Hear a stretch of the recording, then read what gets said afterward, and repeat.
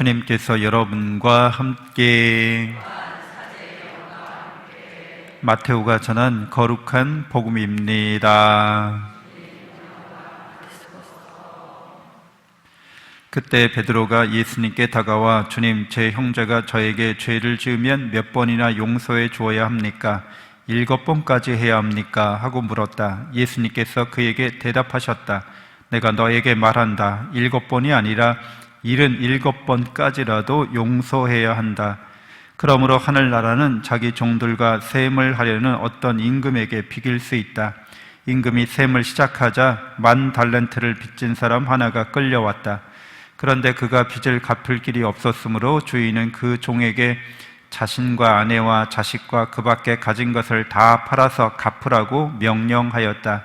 그러자 그 종이 엎드려 절하며 제발 참아주십시오. 제가 다 갚겠습니다. 하고 말하였다. 그 종의 주인은 가엾은 마음이 들어 그를 놓아주고 부채도 탕감해 주었다.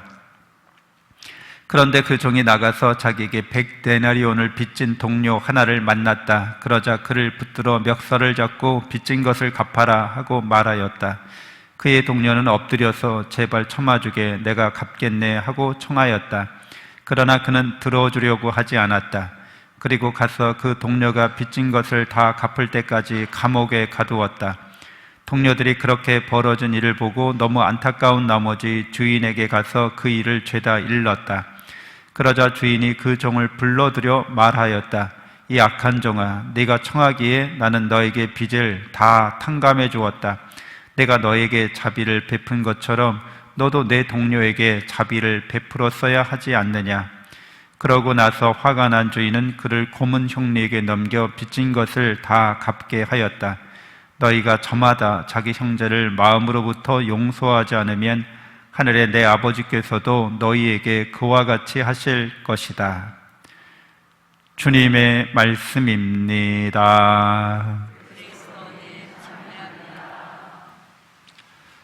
찬미 예수님, 하나님의 복동이 고맙습니다. 고맙습니다.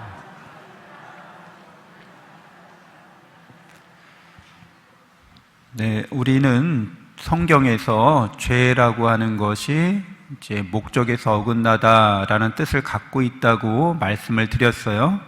목적, 인생의 목적에서 어긋나면 그게 죄라는 거죠. 우리의 인생의 목적이 뭐죠? 잘 먹고 잘 사는 거요? 네, 인생 목적, 건강하게 이렇게 장수를 누리다가 잘 먹고 잘 살다가 잘 죽는 거, 인생 목적이다. 그것도 목적이라면 목적일 수 있지만 진정한 목적이 있죠. 참된 목적이 있어요. 그거는 우리가 하나님을 닮아가는 거죠. 그게 우리의 목적이라는 거예요.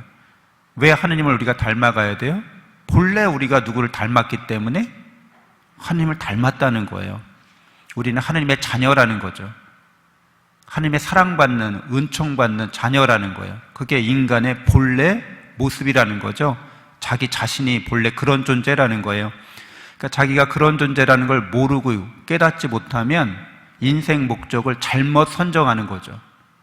돈 버는 거나 아니면 유명한 사람이 되는 거나 권력을 갖는 거나 이런 걸로 인생 목적을 가져요. 그게 죄라는 거예요. 그래서 하나님보다 더 사랑하는 게 있게 돼요. 모든 것 위에 하나님을 사랑하지 않으면 그게 죄인 거예요. 모든 것 위에 하나님을 사랑해야지만 하나님을 닮아갈 수 있기 때문에. 그래서 죄는 목적에서 어긋난 걸 죄라고 하는 거죠. 죄를 또 다른 언어로, 다른 뜻으로 설명하자면 빚을 지는 걸 말해요. 빚진 자가 되는 거예요. 로마서 13장 8절에 아무에게도 빚을 지지 마십시오. 그러나 사랑은, 서로 사랑하는 것은 예외입니다 라고 말하고 있어요. 그러니까 하나님께서는 우리에게 사랑으로, 은총으로 은덕을 베푸시는 거예요. 그래서 우리가 많은 걸 받은 거예요. 빌려주신 거나 아니면 그냥 주신 거나 하여튼 많은 걸 받은 거예요. 근데 그렇게 많은 걸 받았는데 배은망덕하게도 그런 사랑과 은총의 열매는 없는 거예요. 오히려 죄와 악의 열매, 악한 열매만 많이 이렇게 맺게 된 거죠. 그래서 갚을 길이 없다는 거예요. 이 사랑과 은총에 대해서 갚을 길이 없는 거를 죄라고 한다는 거죠. 빚진 자가. 그래서 오늘 1만 달란트라는 빚을 진 사람 이야기는 하느님께서 사랑과 은총을 풍요롭게 베푸셨는데 열매 맺은 거라고는 오히려 배은망덕한 악한 열매만 맺은 사람 끌려 나오는 거죠. 빚 갚으라고 얘기했을 때 갚을 길이 없는 거예요. 그래서 다 탕감해 줍니다. 예수 그리스도께서 우리의 허다한 죄를 다 탕감해 주신 거예요. 죄 없으신 하나님의 아드님께서 우리 죄를 대신해서 속전이라고 그러죠. 그거를 기어 갚는 돈, 속전이라고 그래요. 속량이라고도 해요. 기어 갚는다는 거예요. 그래서 다시 되돌린다는 거예요. 속량한다는 거는. 그러니까 속전이나 속량이 되신 예수 그리스도라고 말합니다. 그래서 우리는 예수님을 통해서 나에게 그렇게 사랑과 은총을 풍요롭게 베푸신 분이 우리가 배은망덕함에도 불구하고 우리를 용서하신다는 거예요. 그만큼 사랑하신다는 거죠. 그래서 우리가 나에게 빚진 사람을 나도 탕감해 줄 수 있어야 한다는 거예요. 그래야지만 예수님을 닮아가는 거죠. 하나님을 닮아가는 거죠.